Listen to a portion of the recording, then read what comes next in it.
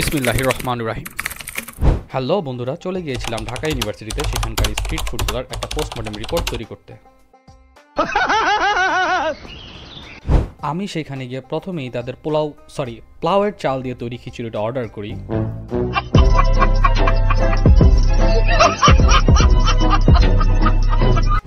তাদের এই প্লাউয়ের চাল দিয়ে তৈরি খিচুড়িটার দাম কিন্তু খুবই কম ছিল, মাত্র ৪৫ টাকা।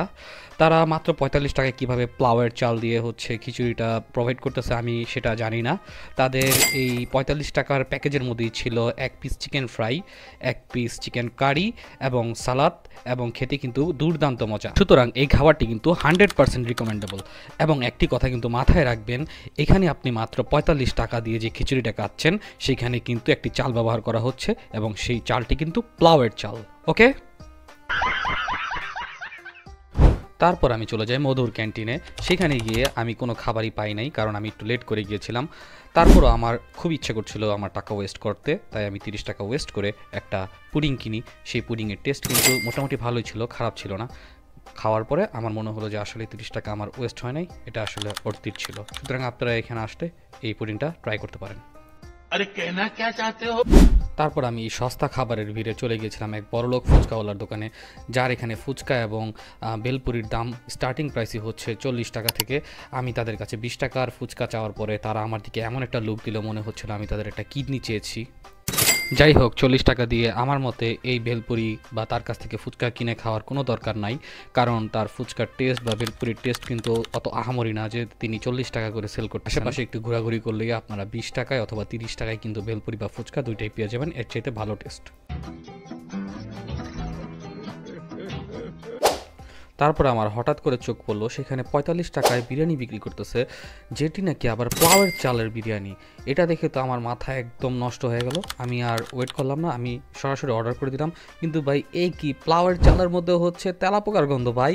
লিটারেলি আমি সম্পূর্ণ বিরিয়ানিটাই ফেলে দিই।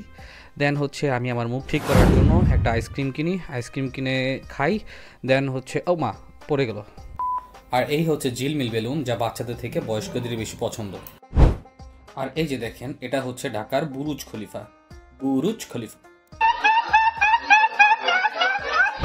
তারপর আমি একটু ভায়োলেন্স মোডে চলে যাই। আমি 30 টাকা দিয়ে একটা বুলেট কিনি, এবং আমার খুব ইচ্ছা করছিল এগুলো কারো গায়ে মারতে। আসলে বেলুন ফাটিয়ে আমি তেমন একটা ভালো একটা মজা পাচ্ছিলাম না, কারো গায়ে মারতে পারলে আমার খুব বেশি ভালো লাগতো। বাট এটা তো আসলে সম্ভব না। সিরিয়াসলি নিয়েন না, মজা করছিলাম। কেউ আবার সিরিয়াসলি নিয়েছেন? তারপর আমি চলে যাই 10 টাকার মাশরুম ফ্রাই খেতে। এই মাশরুম ফ্রাইটা কিন্তু খুব মজাদার, যদিও ভিতরে মাশরুমের পরিমাণ খুবই কম, তবে 10 টাকায় এর চাইতে বেশি মাশরুম ব্যবহার করাটা একদমই বোকামি। আপনারা চাইলে এটা ট্রাই করতে পারেন, এটা আসলে খুবই ক্রিস্পি, খেলে মজা পাবেন। যদি এখানে আসেন তাহলে এটা আমি মোটামুটি মাস্টার আইটেম বলতে পারি আপনাদের জন্য। আর দিন শেষে 1 কাপ চা না হলেই কিন্তু নয়।